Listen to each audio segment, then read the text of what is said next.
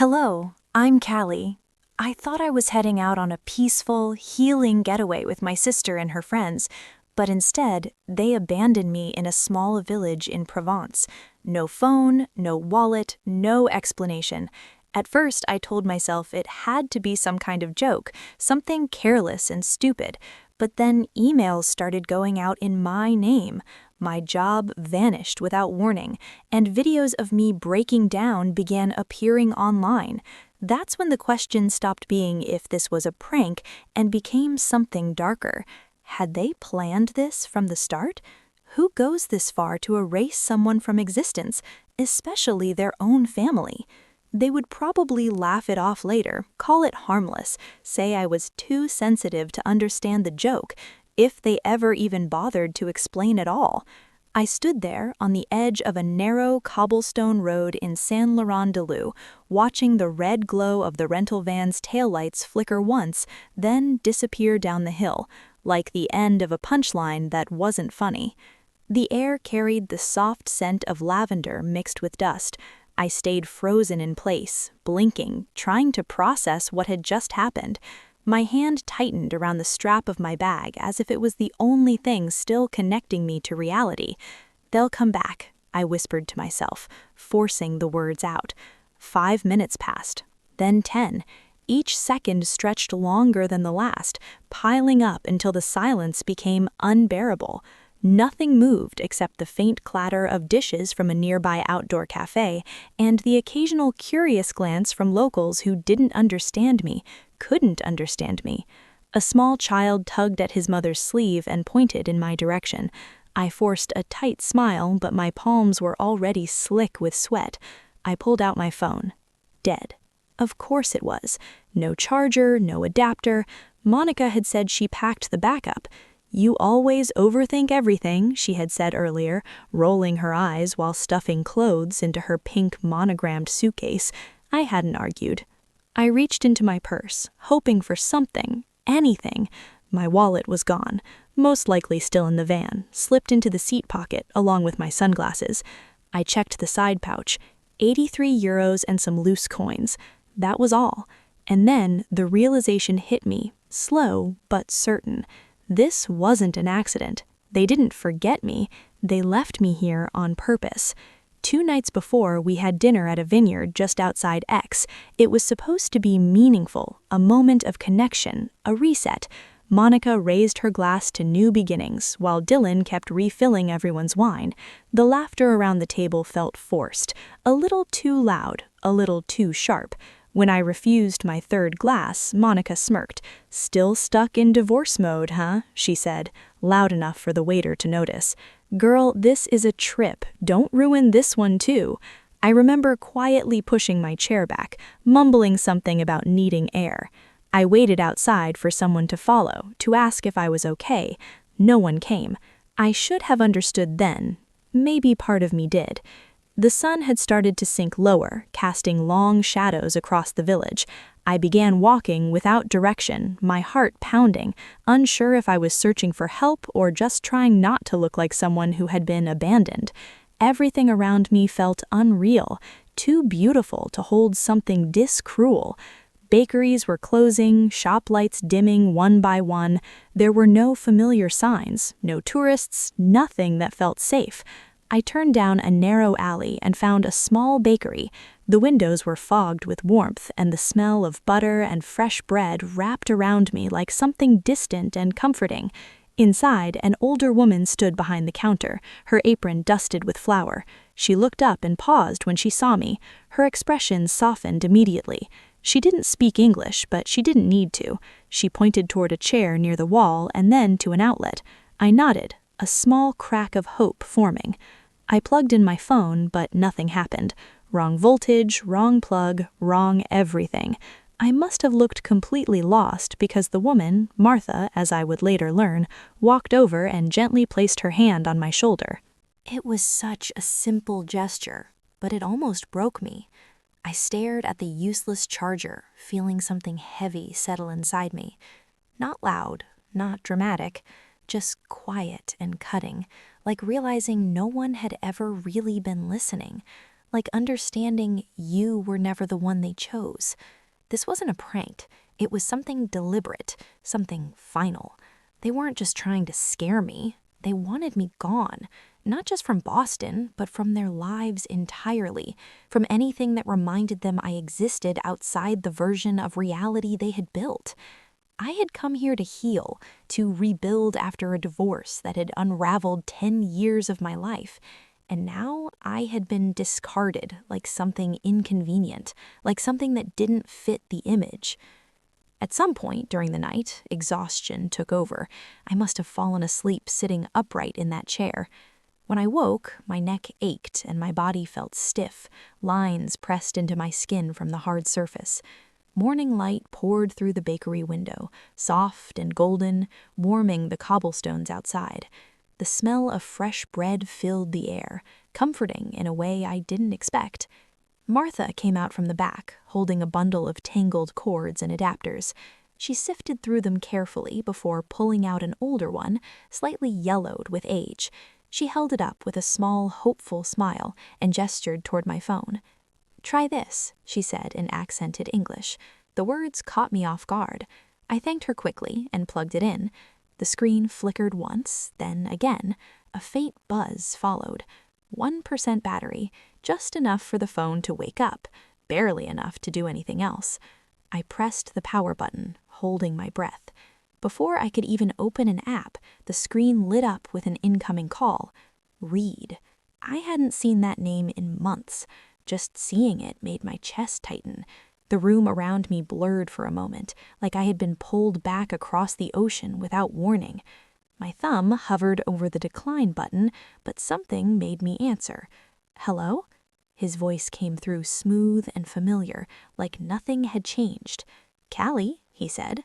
Finally. I didn't respond. He filled the silence immediately. "Your mom's worried, really worried. Monica called me crying." That alone told me he was lying.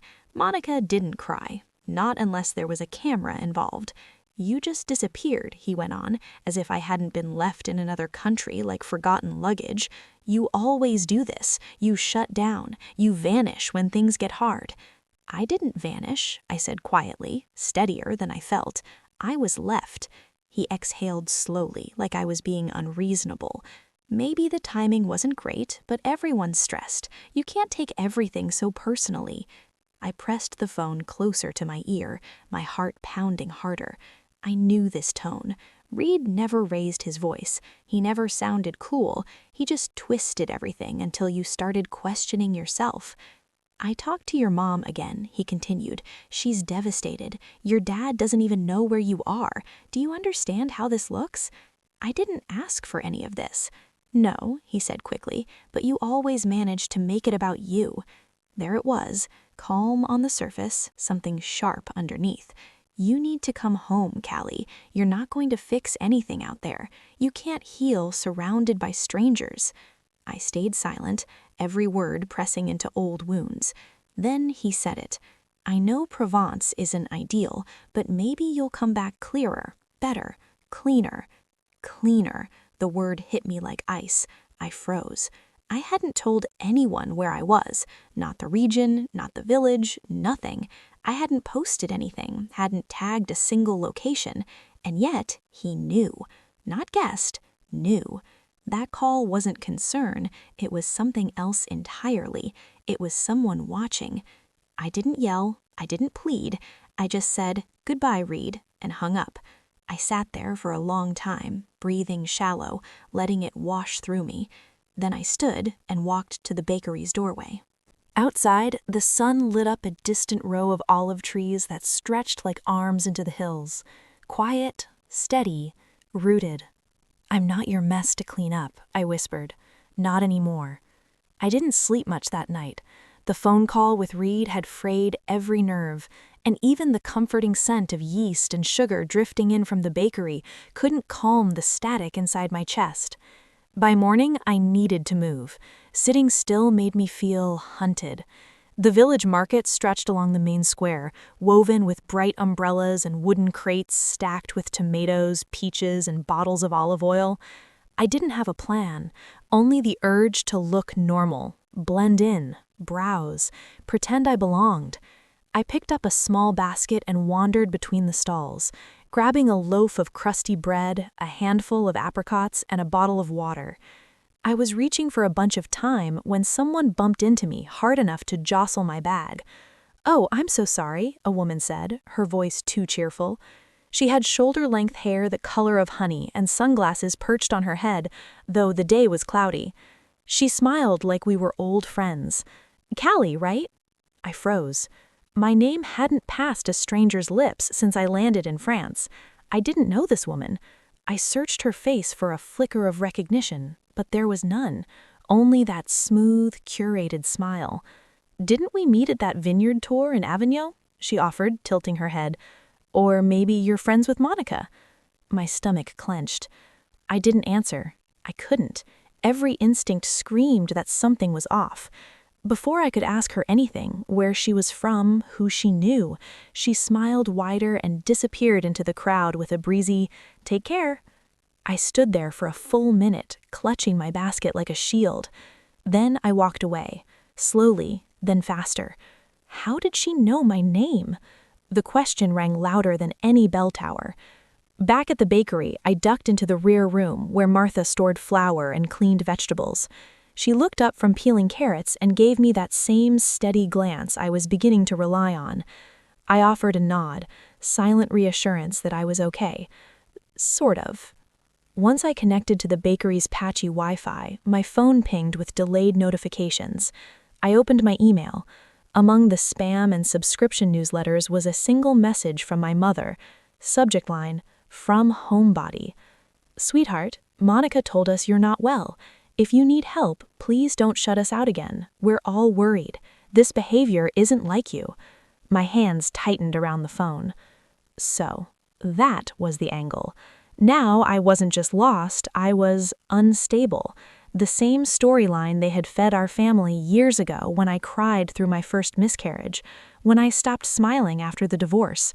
Monica had always known how to play the part, the capable one, the fixer. She'd walk into a room with her shiny hair and flawless posture and say things like, "She just needs space," or "It's a lot for her right now." But what she really meant was, "Don't believe her, believe me." I remembered a Christmas years ago, sitting at the dinner table, trying to explain to my parents that Reed had cut me out of our joint accounts. Monica had laughed. "That's not abuse, Callie, it's marriage, grow up." And they'd nodded because Monica always sounded more reasonable. My eyes burned as I walked behind the bakery, past a row of potted herbs into the clearing beyond. I sank to the ground.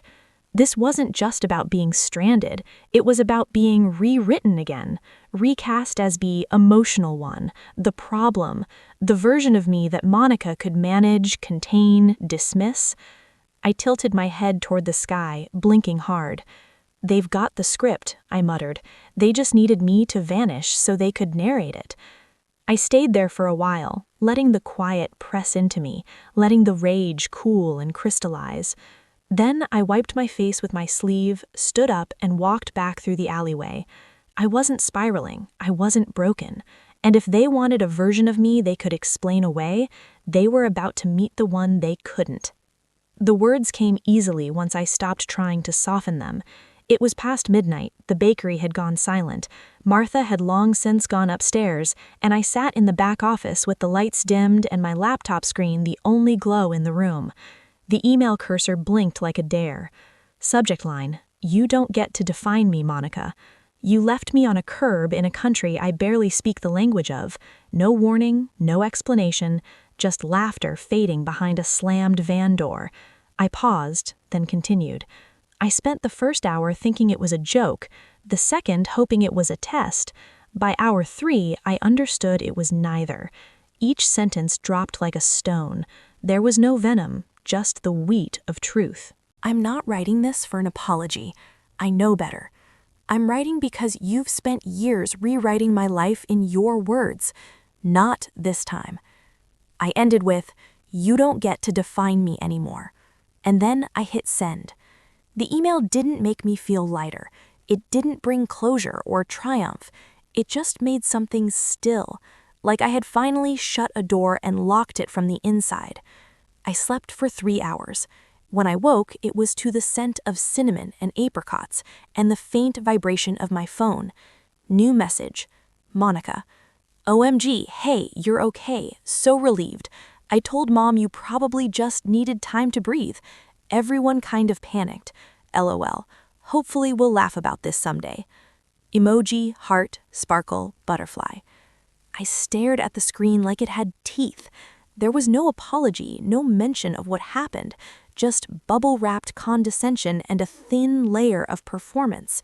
She wasn't acknowledging the harm.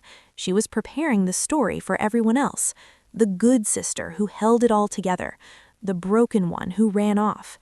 That same tired script. I didn't respond. Instead, I took out the notebook Martha had given me when I first arrived. I hadn't written in it until now. I turned to a blank page, and in big letters I wrote, "Who I am."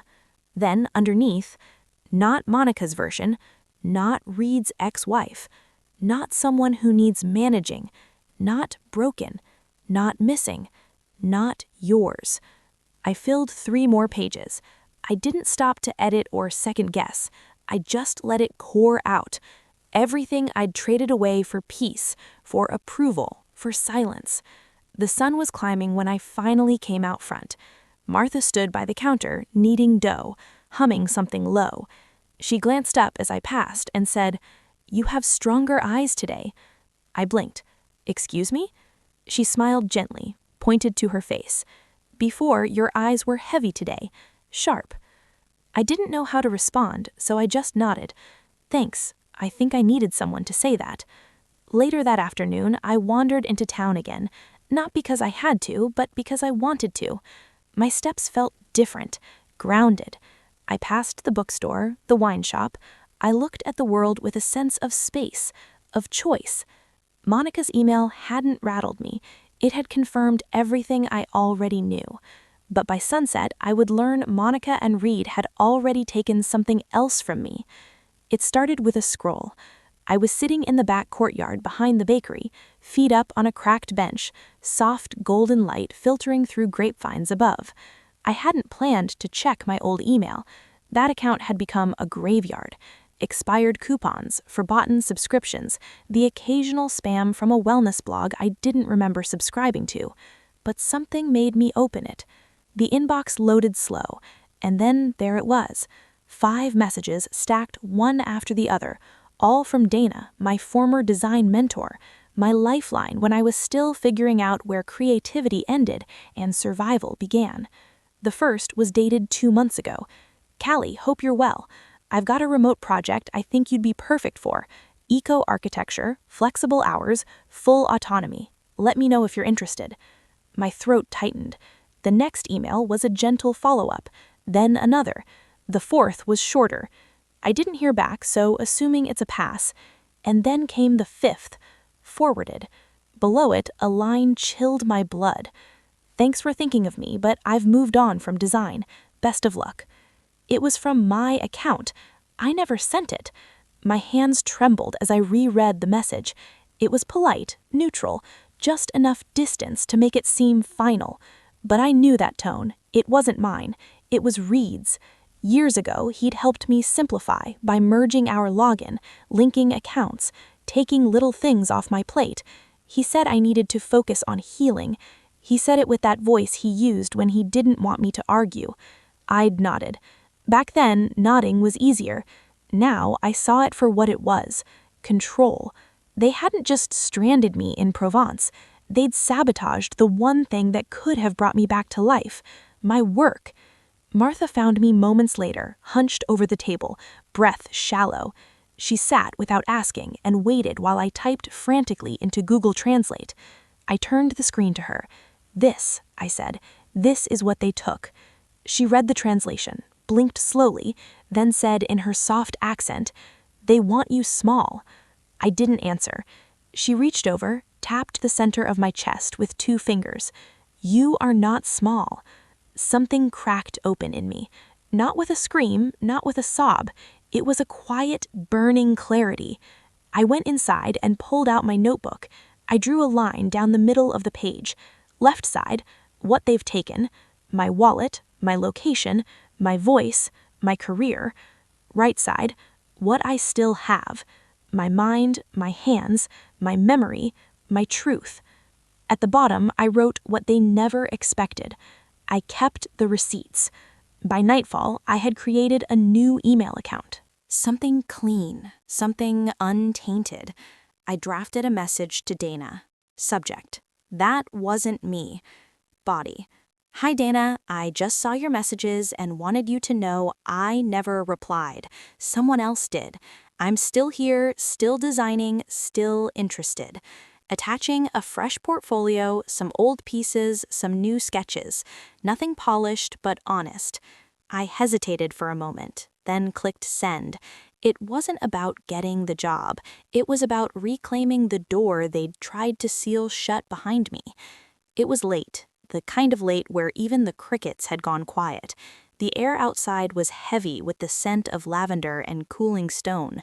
I'd just finished dinner with Martha. Bread, goat cheese, tomatoes still warm from the sun. My hands still smelled of basil. The message was from Harper. Harper, a friend from back home, more of a former colleague now. We hadn't spoken since the divorce. Hey, is this really you? There was a link. My stomach dropped. I tapped it. The screen loaded. TikTok. The username Dylan Does Truth. The video opened with shaky footage. Me sitting on the curb outside the cafe where they'd left me. My face streaked with sweat and mascara, eyes darting, voice too soft to hear. Then a quick cut to me walking aimlessly through the village, shoulders slumped, lips moving like I was talking to myself. Overlay text: sometimes you just can't save people from themselves. Cut to Gillen's voice spliced from somewhere else. We tried, we really did, but she wasn't well. You can't force someone to want help. Background music, soft, haunting piano.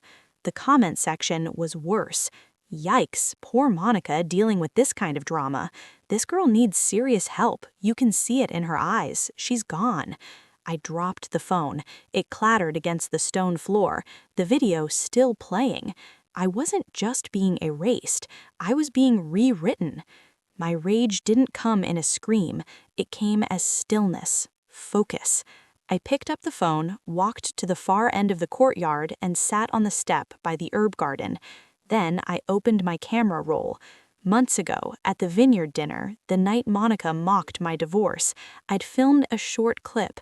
The lighting was low, but the audio was sharp. Dylan slurring his words, Monica rolling her eyes, someone whispering, she's not going to last the whole trip. I uploaded it to my laptop, clipped out a 10-second section, overlaid it with a single sentence. Full context is coming. Then I paused. I didn't want revenge. I wanted truth. So I opened a blank document. I began typing what really happened.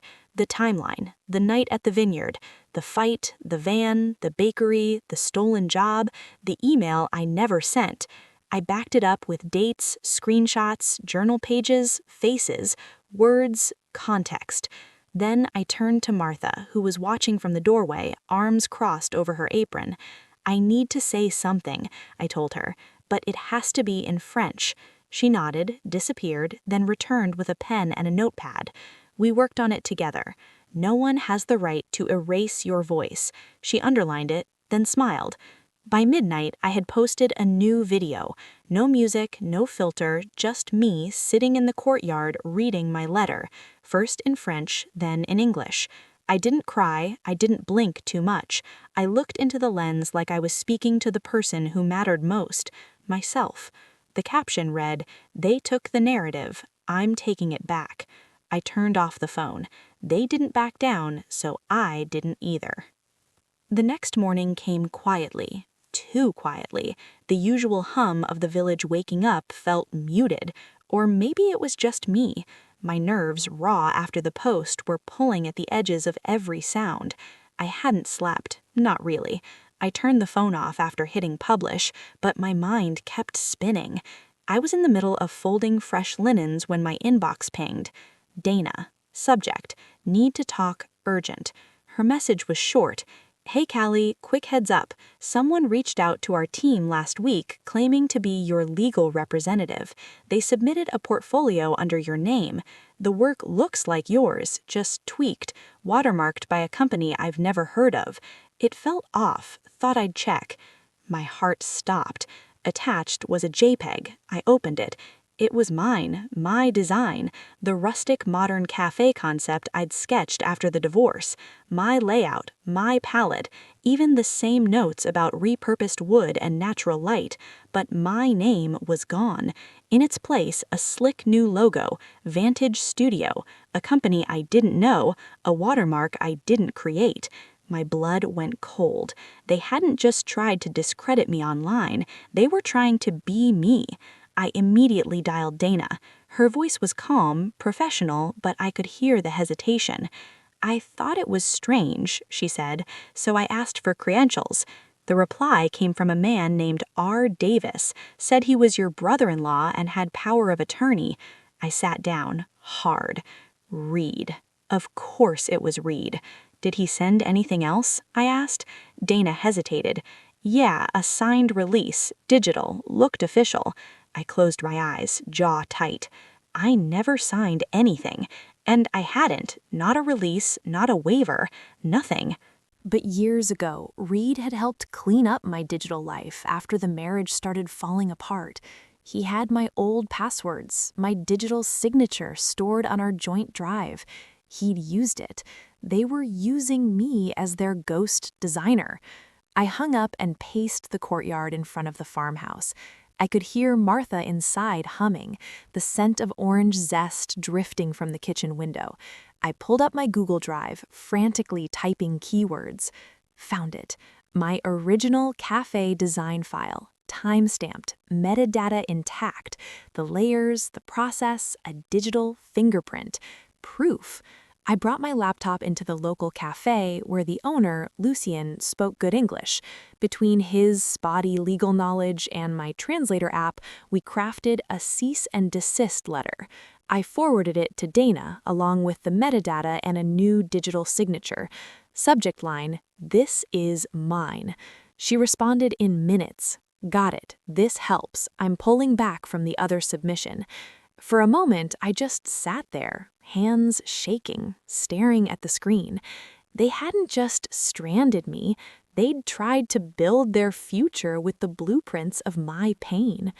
That night, as the sun fell behind the hills, I sat on the porch with Martha. She brought out 2 mugs of tea and a blanket. We didn't speak much. I watched the olive trees sway and whispered, "They tried to bury me with my own roots, but I still have the seeds." She didn't ask what I meant. She just reached over and placed a notepad on the armrest beside me. At the top, she'd written in careful script, "Cabinet d'Avocats, Paris," a law firm Martha had helped me find. Candies, woo at nylawpro.com, Dana's referral. I added a short note. "I don't want to sue them yet, but I want the facts to exist somewhere besides my head. If they come again, I won't be unprepared." I hit send and leaned back, watching the blue bar crawl across the screen until it confirmed, delivered. By mid-afternoon, the nerves had settled into a steady hum of focus. I took a walk through the village, passing the narrow alleyway that led to the courtyard. I stopped for a moment outside the tiny bookstore and watched a young couple inside pick out postcards. They laughed together, touched shoulders. That used to be me and Reed once, before the silencing, the reshaping, the rewrites. I walked on. Later that night, I sat at the bakery's kitchen table with my laptop open again. There was one more thing to do. I opened a new message, no subject, to Monica Davis. I didn't start with hi, I didn't start with dear. I just wrote, "This stops here." Not because you asked, but because I say so. That was it. I didn't sign it. I didn't need to. I hit send, then I closed the laptop and exhaled. It wasn't over, not legally, not emotionally, but the part where they got to write my story, that part was done. I curled up on the little couch near the window, watching the moon rise over the olive trees. This place, the one they thought would break me, had become my mirror, not of who I used to be, but who I refused to stop becoming. I didn't win back everything I'd lost, but I reclaimed the only thing that ever really mattered: myself. The morning after the letter, I brewed tea without rushing. The air had shifted. It wasn't lighter, not yet, but it wasn't crushing me anymore either. The first email came from Dana. "We've submitted the formal complaint. The Paris team confirmed a few irregularities in the submission documents, names and sign-offs being flagged. Just wanted you to know it's in motion." I didn't reply right away, just sat with the weight of it. Not fear, finality. A few hours later, another message came in. "Dylan's video has been taken down across all channels. No statement, just gone. Not an apology, not even an acknowledgement, but it was something. I didn't need their guilt. I didn't even need the court to agree with me, though I hoped it would. I just needed the paper trail to exist. I needed the truth where it couldn't be rewritten anymore." That was done. By the end of that week, I was officially onboarded as a remote consultant for Dana's firm. The work was sporadic, mostly layout concepts and mood boards, but every email, every assignment felt like a speech in my own skin being sewn back with my own hands. I also started contributing to a local blog in Provence, an English-language lifestyle site that spotlighted fleative expats. My first piece, "Designing in Silence: How Leaving Boston Gave Me Back My Voice." Martha printed it out and taped it behind the register. In return, I helped her digitize her menu. We sat for hours one evening translating pastry names and adjusting font sizes. She called it Tres Moderne, and when the screen blinked to life with the sample menu, she clapped like I'd performed a magic trick. I was still here, and I was building something real. One crisp morning, just as the scent of warm figs filled the bakery's courtyard, Jacques from the hardware shop dropped by. "I hear you're good with design," he said, cradling a basket of olives. "We need someone to help with signs for the harvest route." Then he paused. "Also, we could use an extra hand picking if you're not too busy." I smiled. I have 2 hands and nowhere else to be. That weekend, I stood barefoot in the middle of an olive grove, mud streaking my arms, my laugh echoing louder than I expected. There was no stage, no filter, just me in the trees and a basket that kept tipping sideways. No one asked me about Monica or Reed or Boston, and I didn't offer. Not out of secrecy, but because for the first time they weren't the loudest thing in my life anymore.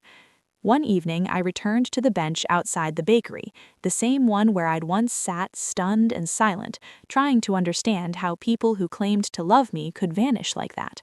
I pulled out my journal and wrote, "That version of me would never believe we made it here." Then I added a line underneath. "Some roots get ripped out, some get replanted. I'm both." I closed the notebook and stared at the hills, the trees catching the last light of day. Before bed, I checked my email one last time. A single unread message from Monica Davis. Subject: none. "I hope you're well. Maybe someday we can talk." I didn't delete it. I didn't respond either. Instead, I placed my phone face down, turned off the light, and slipped into sleep with the windows open. The wind moved gently through the olive branches like a breath I could finally exhale. I wasn't healed completely.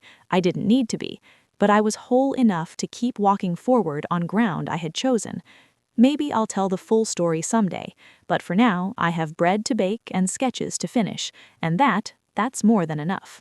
Sometimes the people who hurt you the most aren't strangers. They're the ones who shared your childhood, your holidays, your home. And when they rewrite your story to make themselves look better, it can feel like you've lost everything: your voice, your worth, your truth. But here's what I've learned. You don't have to stay silent to keep the peace. You don't have to keep shrinking so others feel bigger. And you don't have to wait for permission to take your life back. For a long time, I thought healing meant going back to who I was, but now I know it means becoming who I was never allowed to be. So if you've ever felt erased, abandoned, or made to feel like you were too much or not enough, I want you to know you are not alone and you are not broken. You are becoming. And maybe, just maybe, that's exactly what they feared most. Now, I'd love to hear from you. Have you ever had to rebuild from a betrayal? Did this story remind you of something you've lived through or still trying to rise above? If this video touched something in you, drop a heart emoji or just type 1 in the comments. And if it didn't resonate with you, that's okay too. Let me know what didn't click. I genuinely want to grow with this community. If you'd like to hear more stories like this, hit that subscribe button and turn on notifications. Thanks for being here. You matter.